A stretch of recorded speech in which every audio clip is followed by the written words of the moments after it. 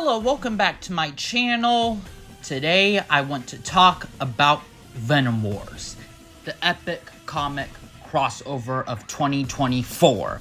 This comic is about how Venom will eventually become the villainous Null. The Venom symbiote has broke up with Eddie and has teamed up with Spider-Man, and he is contemplating on his destructive nature. And that's why he fled to Peter and teamed up with Peter Parker. In this comic, Spidey and Eddie mostly fight. The illustration is decent at best. It's not groundbreaking. This comic depicts Spider-Man whipping Eddie Brock really bad.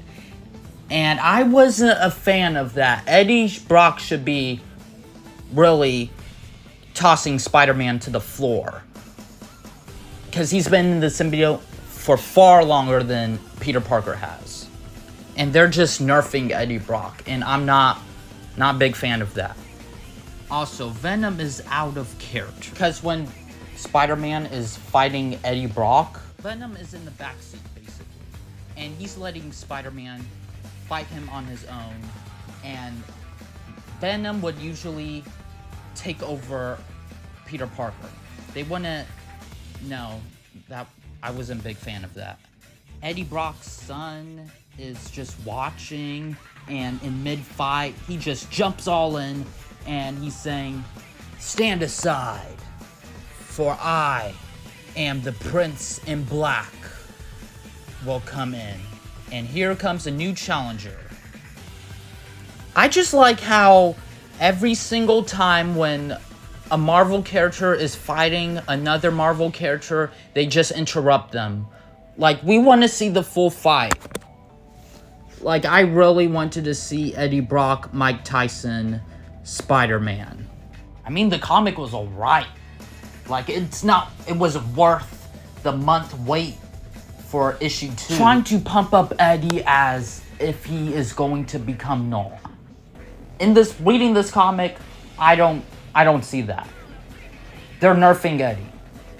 They're not showing him at his fullest potential. Hopefully in issue 3 or 4, they finally pump up Eddie. Issue 2 gets a C+ for now. Next, I'm gonna review Zombiotes. And this story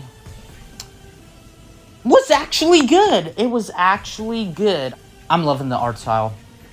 This guy needs to draw more. Period blank.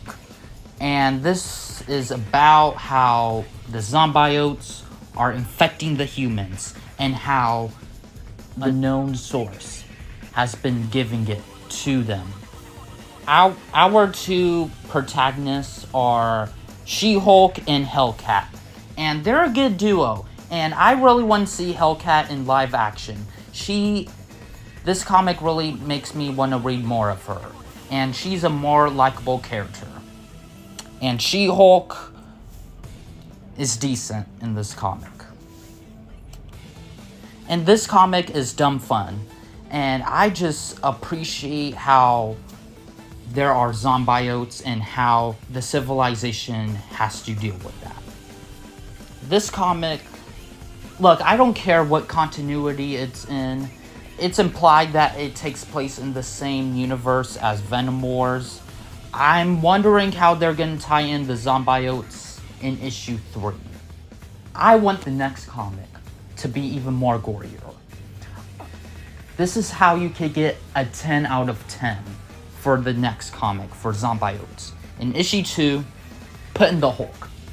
Have the Hulk be the special weapon, the special symbiote, and have him be this unstoppable force. That's what I would do. But if I had to rate number 1 for Zombiotes, I would give it a B+. Don't get me wrong, I like how Venom Wars is going. It did suck when I heard Donny Cates wasn't gonna write Venom Wars, but he had a good footing for Venom, and that's a good launching off point for the character. That being said, you can really feel Donny Cates' absence, and that sucks.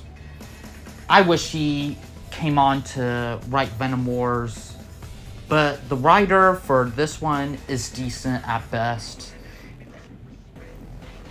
Would I recommend it as a Venom fan? Yes. For a comic fan, maybe just put this one on the side and just wait till it's a full-on novel. It's better than what Sony is doing with their Spider-Man universe, Venom universe. The Venom War authors, they have potential. And I can't wait to see where it goes. Hit that like button and subscribe and comment below. And see you in the next video.